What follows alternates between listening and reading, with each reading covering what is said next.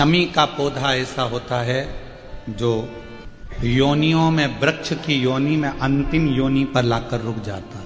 कौन सा? शमी का। इसलिए पंचदशमी पंच शनि पूजन की महत्वता होती है।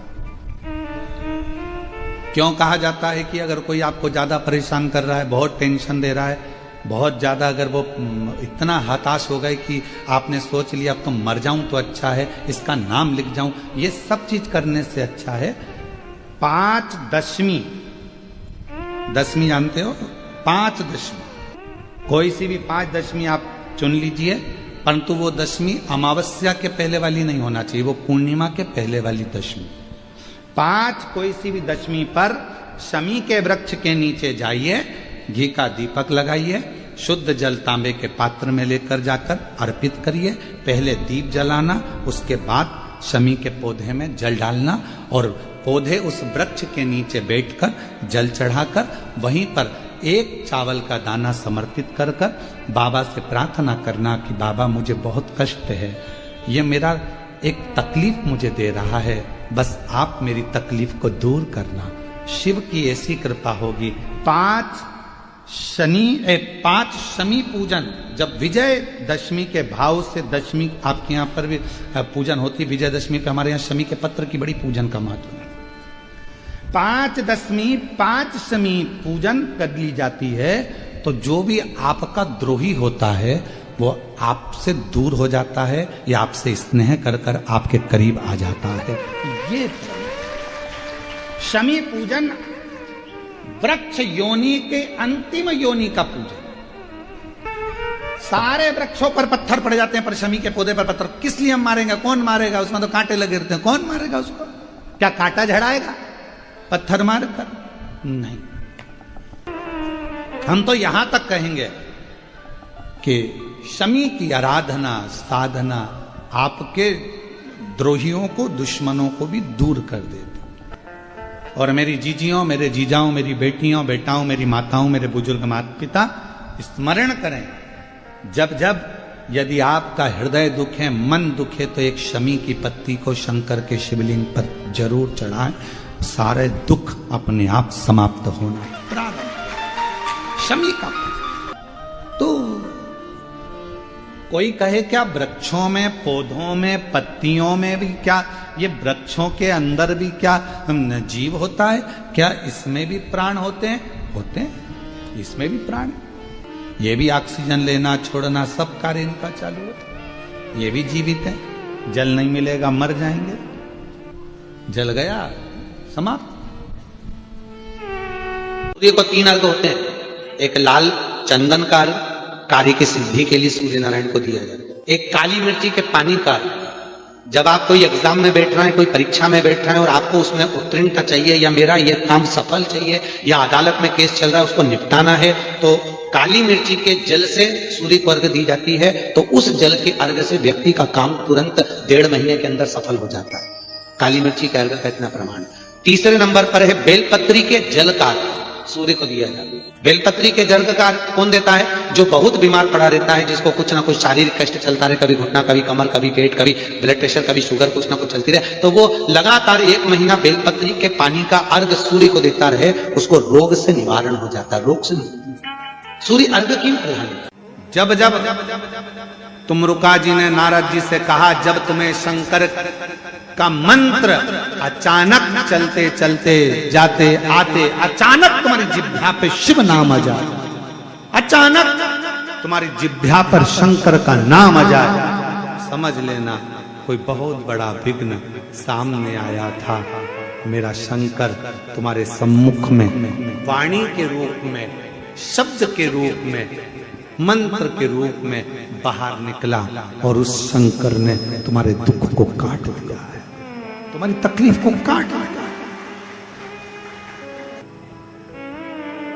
कितना सुंदर कहा है कि स्वप्न में भी, सपने में अगर शिवलिंग दिख रहा है, समझना कोई तकलीफ थी उसको काटने के लिए आया।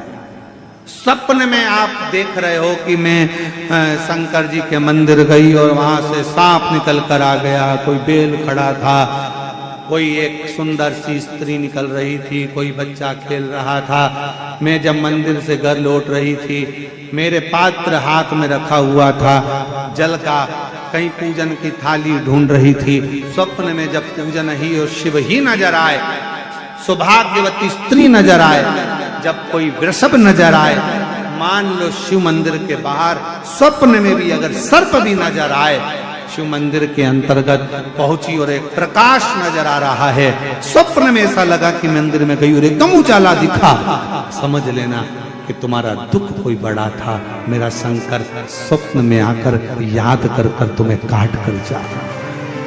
दुआ चाहे वो माता पिता की हो, घर के बुजुर्गों की हो, घर के बड़ों की हो, या फिर हमारे कोई परिचित की क्यों न हो, वो दुआ हमारे जीवन में हमें सफलता जरूर देती है, हमें सुख जरूर देती है। शिव महापुराण की कथा कहती है, भगवान शंकर का पवित्र चरित्र कहता है, शिव महापुराण की कथा वर्णन करती है, जब घर से निकलो दो काम जरूर कर कर निकलो। पहला, घर में जो भगवान का मंदिर है, घर में जो भगवान का देव स्थान है, देवालय है, शिवालय है, उसको नमन करो, प्रणाम करो, विनय करो।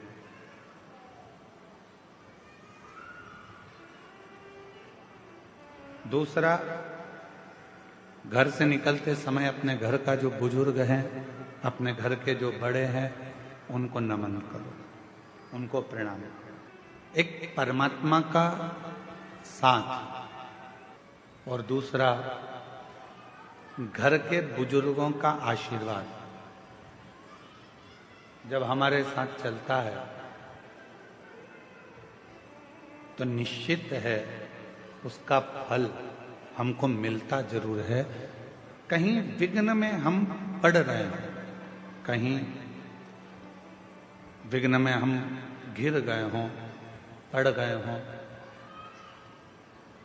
तो उस विघ्न से निकलने के लिए घर के बुजुर्गों का आशीर्वाद और महादेव की कृपा, ये दोनों ही हमारे लिए श्रेष्ठता देते हैं। एक होता है तराशना और दूसरा होता है तलाशना।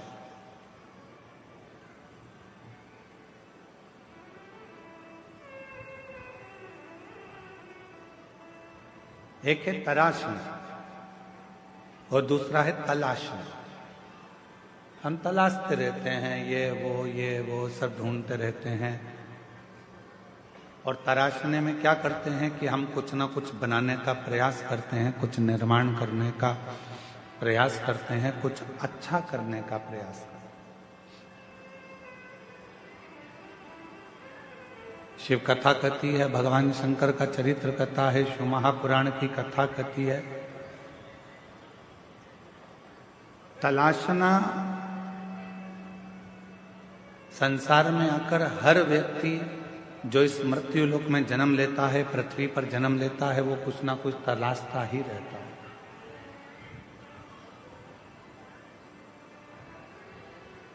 और वो तलाशने के चक्कर में फिर वो कहीं ना कहीं व्यक्ति में भी खोट ढूंढने लगता है।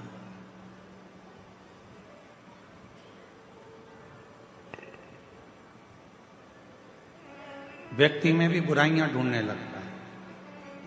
क्यों? क्योंकि वो तलाश रहा है। यदि वो तलाशता नहीं और तराशने का काम करता, खुद को संवारने का, खुद को सुधारने का, खुद को श्रेष्ठ बनाने का कार्य करता, तो दुनिया में फिर कोई उसको बुरा नजर ही नहीं आता। सब श्रेष्ठ दिखते और वो अपनी जिंदगी को भी श्रेष्ठ बना बैठता, वो अपने जीवन को भी श्रेष्ठ बना। जिसने खुद को तराशा, जिसने स्वयं को श्रेष्ठ बनाने का प्रयास किया है, अपने आप को सुधारने का प्रयास किया है, वो जिंदगी में बहुत आगे बढ़ा, वो जीवन में बहुत तरक्की कर। ब्रह्मा जी ने भगवान शिव को जानने के लिए एक विशाल पर्वत को घुमाना प्रारंभ किया। विशाल पर्वत। भगवान विष्णु और ब्रह्मदेव दोनों मिलकर उस पर्वत को घुमा रहे हैं।